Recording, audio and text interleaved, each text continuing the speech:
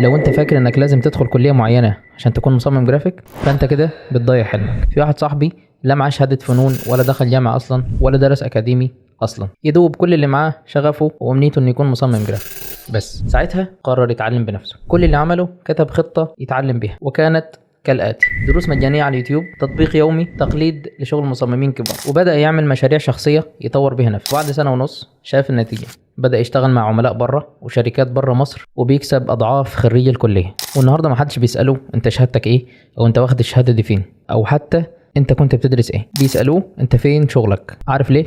لأن السوق حاليا مش بيدور على الشهادات، بيدور على اللي بيعرف يعمل المهارة مش الشهادة. ولأن السوق بيدور على منتج قوي، بيدور على مصمم فاهم ومبدع وبيحلل مشاكل العميل، أو بمعنى آخر بيحلل أفكار العميل، مش بيدور على مصمم معاه حتة شهادة. لو لسه مستني الكلية أو لسه مستني الظروف تتحسن، فأنت كده بتأخر حلمك. ابدأ النهاردة وتعلم بنفسك واعمل اسم لنفسك، وافتكر دايما اللي عنده مهارة عمره ما بيستنى شهادة. ويلا بينا الفيديو اللي جاي هعرفك ازاي تعمل بورتفوليو قوي حتى لو ما عندكش عميل واحد.